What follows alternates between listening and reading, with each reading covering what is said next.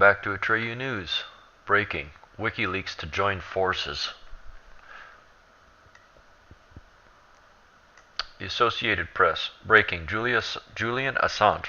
WikiLeaks has decided to give details of CIA hacking tools to tech companies.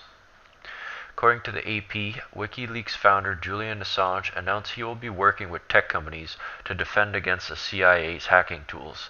Assange said he will be giving tech companies exclusive access to WikiLeaks' database. Boom! So it begins. It's like Alec Jones said. They want to fight? After all this, we've been on the defense for 70 years. And after all this, they want to fight? They better believe they got one. Here we come.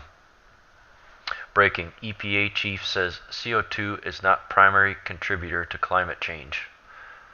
Yeah, with the record-breaking ice in the North and South Pole, it's become quite clear that this so-called climate change BS used to be called global warming. Remember that? Al Gore said the ice caps would be gone by 2013. None of that took place. So now what do? They call it climate change. Therefore, they can deny or accept whatever happens. It's like tomorrow it could be 70 degrees. Well, that's climate change for you. Or tomorrow it could be 40 degrees. Oh, climate change for you. Pay your carbon taxes. Give me a break. EPA Chief Scott Pruitt has stated that the carbon dioxide is not the primary contributor to climate change on Earth. I would say the sun probably has more to do with the climate change on Earth than anything we could achieve. The Earth is resilient, and it's amazing its ability to repair itself.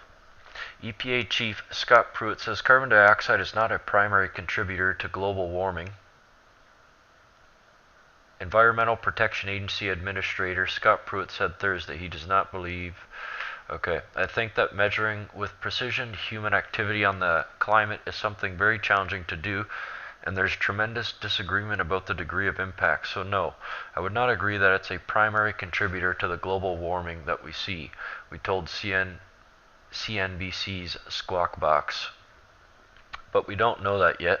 We need to continue the debate and continue the review and the analysis. Pruitt's view is at odds with the opinion of NASA and the National Oceanic and Atmospheric Administration. The planet's average surface temperature has risen about 2 degrees Fahrenheit since the late 19th century, a change driven largely by increased carbon dioxide and other human-made emissions into the atmosphere, NASA and NOAA said in January. Let me get this straight. Okay, so Western civilization spending trillions with a T on this BS when in the last 100 years the Earth on average has gone up 2 degrees? Are you kidding me?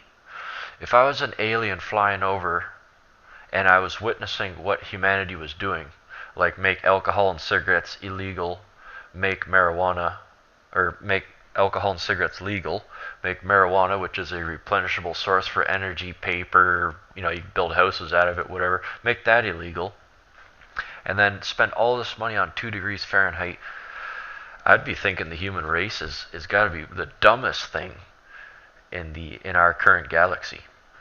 Unbelievable. Pruitt previously served as Oklahoma's Attorney General, where he rose to prominence as a leader in coordinated efforts by Republican attorneys general to challenge President Barack Obama's regulatory agenda. He sued or took part in legal actions against the EPA 14 times. Democrats and environmentalists opposed Pruitt's nomination to lead the EPA due to his close relationship with fossil fuel. I thought I was going to say Russia right here. Just take out fossil fuel, put Russia right there. Companies and his history of casting doubt on climate change, conservatives in the energy industry have cheered his efforts to push back on what they view as overregulation under Obama. Pruitt maintained on Thursday it's possible to be pro-growth, pro-jobs, and pro-environment all at once. This idea that if you're pro-environment, you're anti-energy is just something we've got to change, so the attitude is something we're working on very much, he said. And it goes on and on. That is just hilarious, though. Between the Russia BS and the climate change BS, enough to make your head spin. I'm just glad we're on the right side of history here. Congress just passed a bill that could save thousands to ordinary citizens. House Republicans scores a victory on repealing Obamacare, removing the tax penalty for not having health insurance. Boom! No more penalty. This will surely save American thousands of dollars during tax season. Yeah, and you can use that money to, guess what? Buy health care. The AP reported House Republicans scored a pre-dawn triumph Thursday in their efforts to scuttle former President Barack Obama's health care overhaul, but it masked deeper problems as hospitals, doctors, and consumer groups mounted intensifying opposition to the GOP health care drive. Well, think about it. It has nothing to do with saving people's lives. They're freaking out because they're witnessing their yearly income diminish greatly. And perhaps they'll get paid what they're worth, not what they feel they deserve. After nearly 18 hours of debate and over 24 party line votes, Republicans pushed legislation through that Ways and Means Committee abolishing the tax penalty of Obama's statute imposed on people who don't purchase insurance and reshaping how millions of Americans buy medical care. It was a victory of high symbolism because Obama's so-called individual mandate is perhaps the part of the statute the Republicans most detest. I wonder if Obama can hear. That's the Republicans clapping while his legacy is destroyed. Obama's legacy is pathetic, and we're going to wipe it from the earth.